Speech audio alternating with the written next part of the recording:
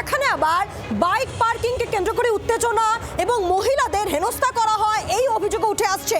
দুপক্ষের বেশ কয়েকজন আহত হয়েছেন, জখম হয়েছেন। ইতিমধ্যেই থানায় অভিযোগ দায়ের করা হয়েছে। দেখুন সেই সময়কার পরিস্থিতি।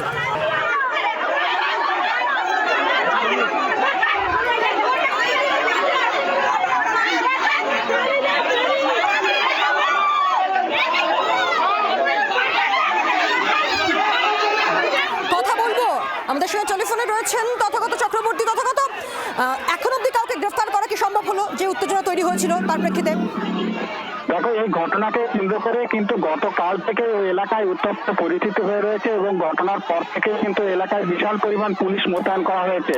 ইতিমধ্যে দুই পক্ষের যে সংঘর্ষ হয়েছিল তারা উভয় পক্ষই কিন্তু সোনারপুর থানায় অভিযোগ দায়ের করেছেন এবং সেই অভিযোগের ভিত্তিতে ঘটনার তদন্ত শুরু করেছে পুলিশ। যদিও এখনো পর্যন্ত এই ঘটনায় কেউ গ্রেপ্তার হয়নি, এমনটাই কিন্তু পুলিশ সূত্রে জানা গিয়েছে। অন্যদিকে এই ঘটনাতে কিন্তু মহিলা সহ দুপক্ষের 6 থেকে 7 জন আহত রয়েছেন, এমনটাই কিন্তু জানা গিয়েছে।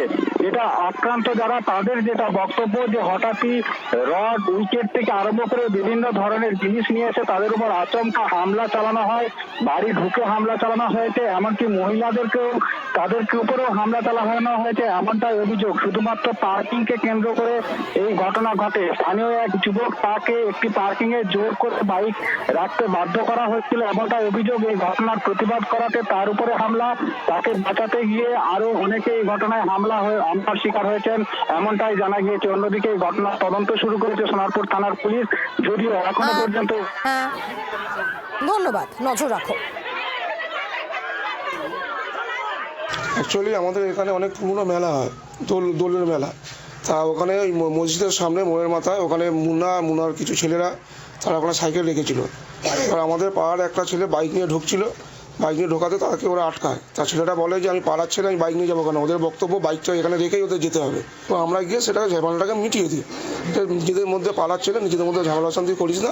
রড, শাবল যে যেরকম পেরেছে অস্ত্র নিয়ে এসে আমার ওপর, আর একটা ছেলে ছিল আমার সাথে, দুজনের ওপর যা ইচ্ছা তাই মেরেছে। 15-20 জন মিলে এসে। বাংলার আওয়াজ, বাঙালির আবেগ, জি 24 ঘন্টা।